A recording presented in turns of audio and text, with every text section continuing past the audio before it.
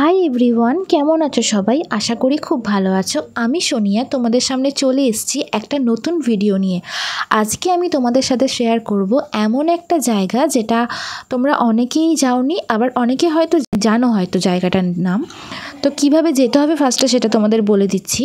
যদি তোমরা হাওড়া থেকে এসে থাকো তাহলে তোমাদের হাওড়া থেকে আমতলার বাস ধরে যেতে হবে। আর যদি তোমরা ভাবো যে ধর্মতলা হয়ে যাবে তাহলে তোমাদেরকে বেহালা হয়ে ডায়মন্ড হারবার হয়ে যেতে হবে। তো আমি এখন যাচ্ছি জোকা টেম্পেলে। আমি এই জায়গাটায় অনেক দিন আগেই গেছিলাম, কিন্তু কুড়েমির জন্য ভিডিওটা এডিট করা হয়নি, তাই এতদিন পরে পোস্ট করছি। এটির নাম হচ্ছে BAPS স্বামীনারায়ণ মন্দির। এটি ডায়মন্ড হারবার রোড, খাড়িবেড়িয়া, ভাষা, কলকাতাতে অবস্থিত।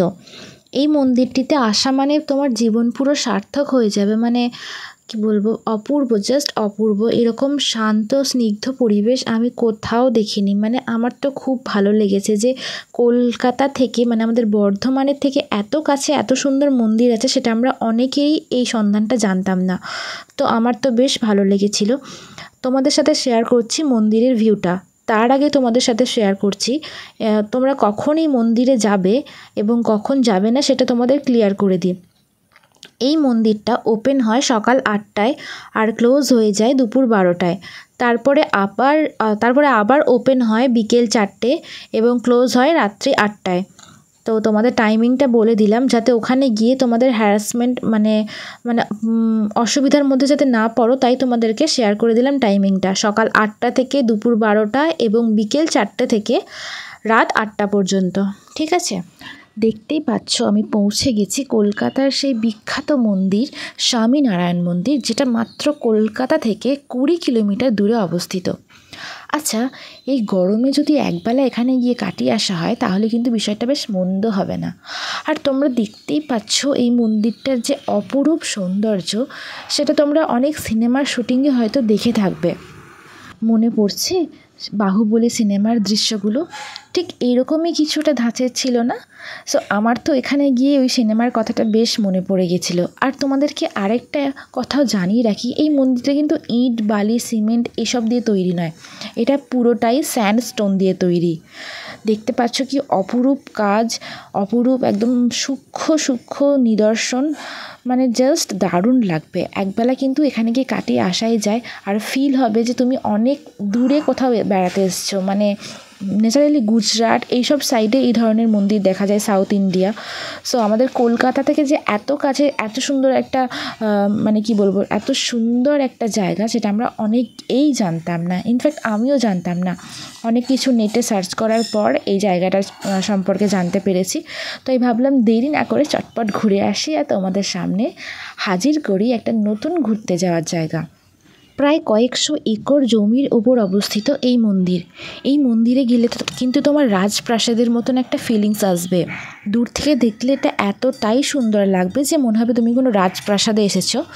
এরপর তোমাদের সাথে আমি আরও একটা ইনফরমেশান শেয়ার করি, সেটা হচ্ছে তোমরা যদি এখানে লাঞ্চ করতে চাও তাহলে 10:30টার মধ্যে কিন্তু সেই কুপনটা কেটে নিতে হবে, না হলে কিন্তু তোমরা দুপুরে লাঞ্চ করতে পারবে না। এখানে সমস্ত কিছু নিরামিষ খাবার পাওয়া যায়। দুপুর 12টার ঠিক কিছুক্ষণ আগে এখানে আরতি শুরু হয়। এই আরতিতেও তোমরা অংশগ্রহণ করবে অবশ্যই। আরতিটা শুনলে মনটা অনেক শান্তি পাবে, তোমরা কথা দিচ্ছি, খারাপ লাগবে না। বিকজ আমার খুব সুন্দর লেগেছিল, একদম অপূর্ব, বলে বোঝানো যাবে না এই ফিলিংসটা।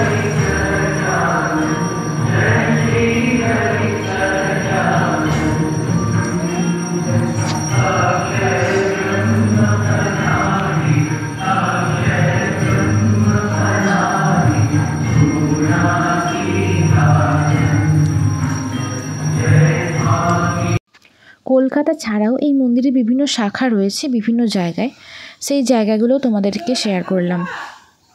মন্দিরের ভিতরটা দেখতে পাচ্ছ একদম মার্বেল বসানো, ঝাঁ চকচকে, কোনো রাজপ্রাসাদের থেকে কিন্তু কম নয়।